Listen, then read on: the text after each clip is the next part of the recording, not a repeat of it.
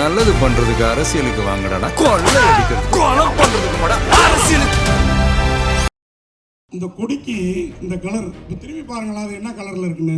திமுகவுக்கு இந்த கலர் கொஞ்ச நாள், ஒரு 4 நாள் போனால் சாயம் வெளுத்துரும், ரெட்டு மட்டும். ஒரு நிமிஷம், அரசியலுக்கு சம்பந்தமே இல்லாத ஒரு நடிகையை உங்கள் கூடயும் நடிச்சிருக்காரு, அவங்க கூடயும் நடிச்சிருக்காரு. ஒரு படத்தில் இப்படி செய்வது சரியா? அது ஓம் சக்தி பராசக்திக்கு அடுத்து என்னங்கிறது தமிழ்நாட்டில் எல்லாருக்கும் தெரியும். அரசியல் காலகட்டத்தில் சம்பந்தமே இல்லாத ஒரு நடிகையை வம்பிருக்கீங்க.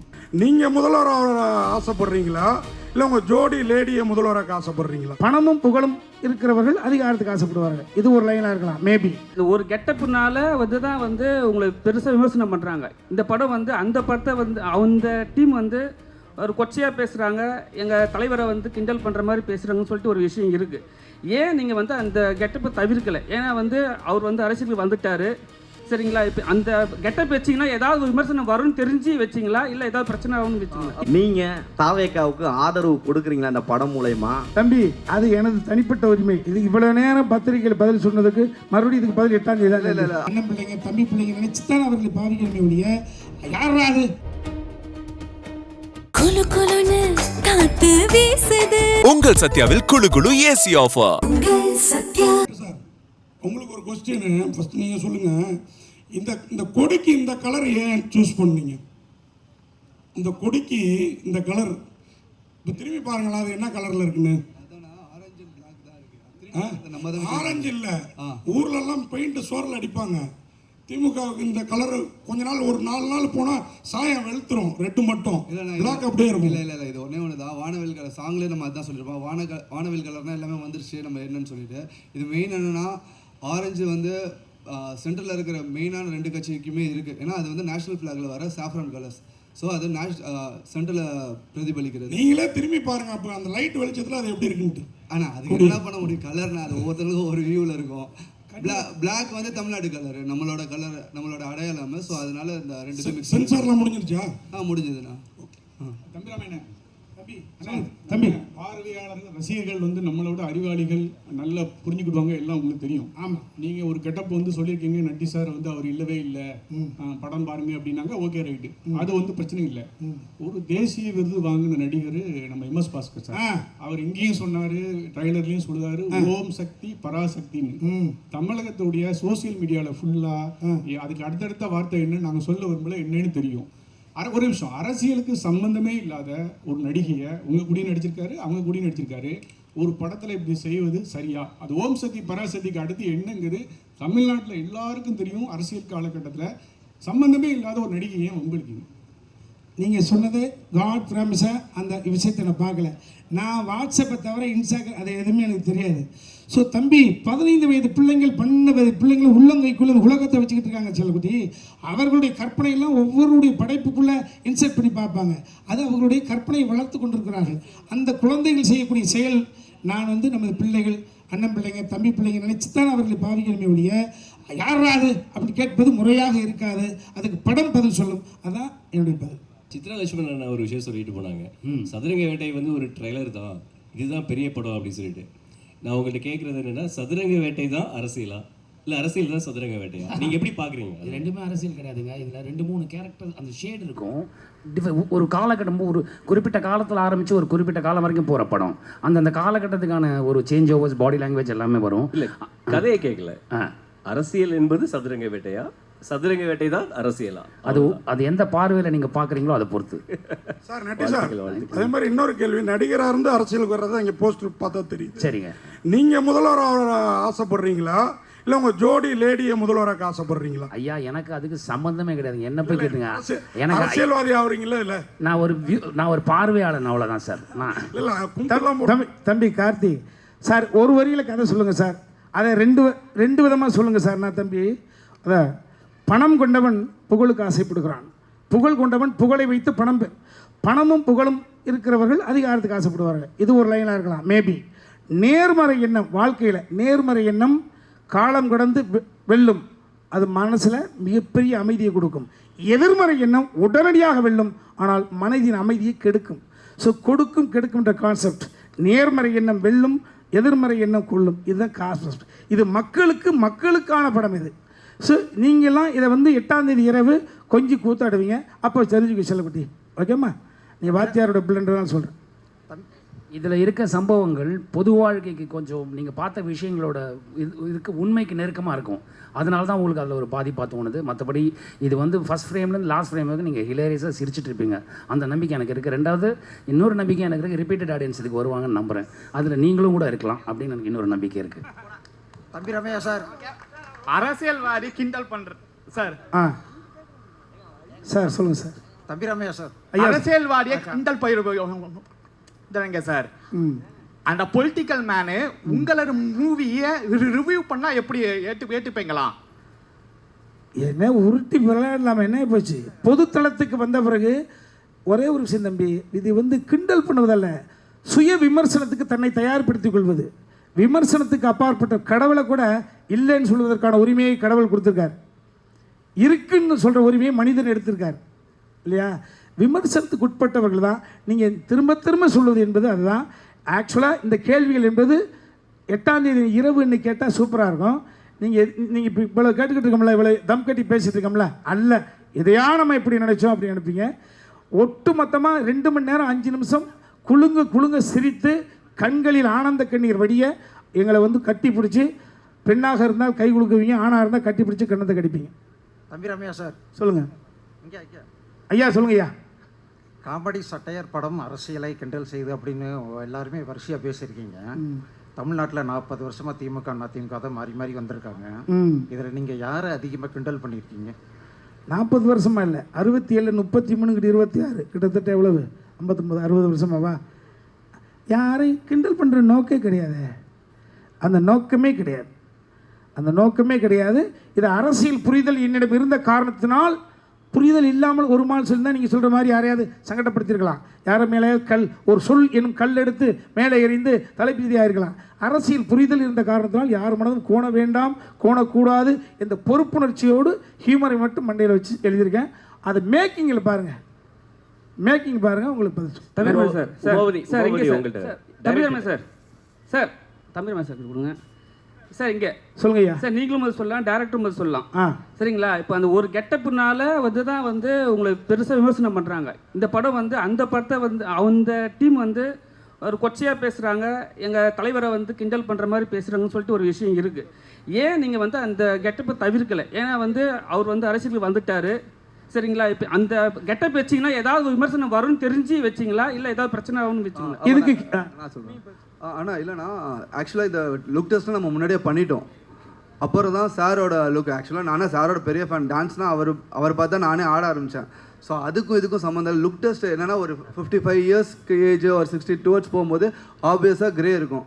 எல்லா ஹீரோஸும் நீங்கள் லிஸ்ட் எடுத்து பார்த்தீங்கன்னா நேச்சுரல் விட்ருவாங்க. ஒரு 50 வயசு வரையும் தம் கட்டுவாங்க, அப்புறம் நேச்சுரலாக விட்ருவாங்க. ஸோ ஒரு ஹீரோ அந்த டைம்லைனில் எப்படி இருப்பார், ஸோ அதுதான். அண்ட் ட்ரெஸ் கோடும் பார்த்தீங்கன்னா ஆக்சுவலாக அது டார்க்கர் ஷேடு. நாங்கள் வந்து எடுத்தது வந்து இப்போ ஆக்சுவலாக அது ட்ரெண்ட், அந்த கலரே. வேறு மாநிலத்தில் ஒரு லீடர் அந்த ட்ரெஸ் தான் போட்டிருக்காரு, அது உங்களுக்கு தெரியும்னு நினைக்கிறேன். ஸோ அதை தான் நம்ம எடுத்தோம். சத்தியமாக சொல்கிறோம், அவரை டீஃபேம் பண்ணால், நான் திருப்பி சொல்கிறேன், அவர் சிங்கம், யாராலையும் டீஃபேம் பண்ண முடியாது. நிஜமாகவே அது சிங்கம், அதை யாரும் டீஃபேம் பண்ண முடியாது. நான் எல்லாரும் அதை பக்கத்தில் நின்று பார்த்துருக்கேன். அப்படி ஒரு எண்ணமும் கிடையாது, அப்படி ஒரு விஷயமே கிடையாது. டைரக்டர் உமாபதி சார் சொல்லுங்கள் சார். ஆக்சுவலாக இந்த மேடை ரொம்ப அழகாக இருக்குது. நம்ம முத்துக்குமார் சொன்ன மாதிரி இது ஒரு குடும்ப அரசியல் மேடை மாதிரி இருக்குது. ஆனால் நாங்கள் அர்ஜுன் சாரை ரொம்ப மிஸ் பண்ணுறோம். அவரை நீங்கள் இந்த படத்தில் ஏதாவது ஒரு கேமியாவாவது கொண்டு வந்திருக்கலாமா, அப்படி ஏதாவது யோசிச்சிங்களா? இல்லை சார், இது ஆக்சுவலாக எதுவுமே ஆர்டிஃபிஷியல் நம்ம இது பண்ணல. நம்ம ஒரு சின்ன ஒரு வேர்ல்டு. இது ஆக்சுவலாக தமிழ்நாடுன்னு நம்ம பார்த்தா தமிழ்நாடு, நம்ம தமிழ்நாடு இல்லை, இது ஒரு ஒரு உலகத்துக்கு, ஒரு வேறு யூனிவர்ஸுக்கு நம்ம கூப்பிட்டு போயிட்டு அங்கே ஒரு பொலிட்டிக்கல் சட்டையர் இருந்தால் எப்படி இருக்கும், இன்ட்ரெஸ்டிங்காக. இப்போ நம்மளே பார்த்தாலே நல்லா இருக்குல்ல, அந்த ஃபீல் தான் கொடுத்துருக்கோம். யாரையும் ஹர்ட் பண்ணணும்னு யாருக்குமே அது கிடையாது சார். அப்படி ஹர்ட் பண்ணால் அது நாங்கள் தப்பான பர்சன்ஸ் இல்லை. இல்லை, ஹர்ட் பண்ணுறதை பற்றி கேட்கல அர்ஜுன் சாரை. இல்லை அதுதான் சொல்கிறேன். அது கேமியோ தேவை இல்லை. லைக் ரெக்குயர்மெண்ட் வந்து நம்மளுக்கு வந்து இந்த வேர்ல்டு, சின்ன வேர்ல்டுக்குள்ளே கேரக்டர்ஸ் பண்ணணும்னு பண்ணோம். லைக் இது ஃபியூச்சர் கண்டிப்பாக சான்சஸ் இருக்குது. வாழ்த்துக்கள். தம்பி வணக்கம் சார். ஒரே ஒரு கேள்வி தான். இந்த நீங்கள் இல்லைன்னு சொன்னால் கூட பார்த்தீங்கன்னா, இந்த கோட் படத்தில் இந்த கார் நம்பர் வந்து இதே தான் வரும், TN 2026ன்னு. உங்கள் நினைக்கவே. அப்போ அந்த நேரத்தில் வந்து ஒரு பேசு பொருளாக ஆச்சு அது. அப்போ அதுலேருந்து தலைப்பு வச்சிங்களா அப்படிங்கிறது ஒன்று. அடுத்தது இந்த சால்ட் அண்ட் பெப்பர் லுக்கு வந்து ரொம்ப நட்டி சார் வந்து ஏற்கனவே இன்னும் இளமையாகிட்டார். வாழ்த்துக்கள். அந்த லுக்குக்கும் இந்த நம்பருக்கும் பார்த்தீங்கன்னா ஒரு ஒற்றுமை இருக்கிற மாதிரி தோணுதில்ல, அதனால தான் கேட்டேன். நீங்களே சொல்லுங்க அதுக்கு பதில். சார் TN26 தங்க நட்சத்திரம் 2026 தங்க நட்சத்திரம் வந்து TN அந்த இதுதான் மீனிங்கில் தான் நம்ம வச்சோம். ஸோ 2026 அவர் என்ன ஒரு டெசிஷன் எடுக்கிறாரு அதுதான் நம்ம ரிலேட் பண்ணும்போது நீங்கள் கேட்குற மாதிரினா அவங்க எப்பயோ டிசிஷனை எடுத்துகிட்டு அது பர்சியூ ஆகிட்டுருக்கு. இது இந்த இடத்துல 2026 அந்த பர்சன் என்ன எடுக்கிறாரு அதுதான் நம்மளோட மோட்டிவாக இருந்தது. அண்ட் மோர் ஓவர் நட்டி சாரில் நீங்கள் காப்பா பார்த்தீங்க, அவர் கையில் கருப்பு கயிறை பார்த்தீங்களான்னு தெரியல.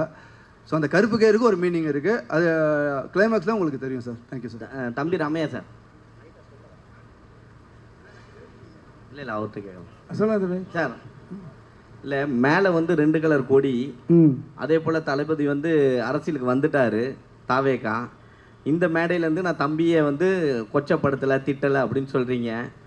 ஆனால் கொடி பார்த்தீங்கன்னா ஆளுங்கட்சியோட கொடி மாதிரி தான் இருக்குது. நீங்கள் தாவேக்காவுக்கு ஆதரவு கொடுக்குறீங்களா அந்த படம் மூலயமா? இல்லை நான் ஓட்டு போட போவேன் தம்பி. ஏன்னா TN26ன்னு போட்டிருக்கீங்க தம்பி. தம்பி அது எனது தனிப்பட்ட உரிமை. எந்த கட்சிக்கு ஓட்டு போட போறீங்கன்னு கேட்குற மாதிரி இருக்குது.